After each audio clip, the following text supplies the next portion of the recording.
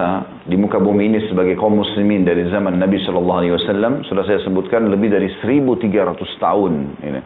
Dan kita tidak menguasai dunia sebagai umat Islam hanya 90 tahun sekian saja. Kalau sekarang kita berada di tahun 1440 ya. Hijriah, maka berarti sudah 1440 tahun Nabi hijrah ke Madinah. Seperti itu kurang lebih ya. Kalau kita hitung dari tahun pertama Hijriah, dan ini sudah pernah saya sebutkan rasionalnya, saya ulangi kembali untuk mereview karena bahasan kita berhubungan dengan masalah itu. Tahun 1 Hijriah adalah tahun pertama Nabi SAW hijrah ke Madinah. Dan beliau mulai mendirikan negara Islam pada saat itu. Perlu kita garis bawahi, pada saat itu Madinah hanya kampung kecil. Tidak ada, tidak dilirik oleh orang-orang dunia. Bahkan negara adik kuasa, tidak ada yang berminat untuk menguasai Madinah. Ada Rusia, ada Persia yang menguasai setengah dunia pada saat itu, dan ada Romawi yang menguasai juga setengah dunia yang tersisa. Nggak ada yang memperebutkan Madinah, karena Madinah hanya penghasilan kurma.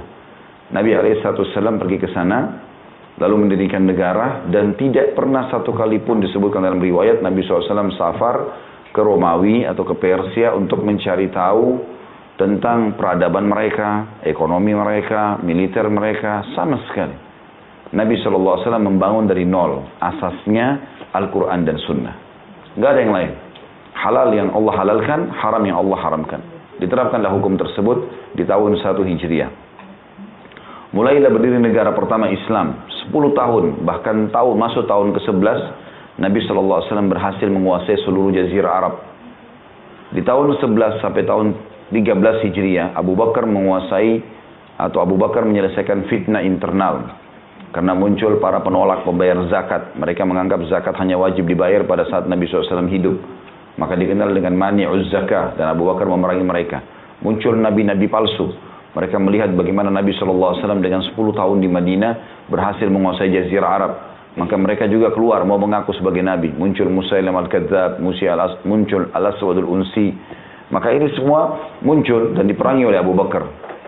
Kemudian selesai fitnah internal itu dalam 2 tahun.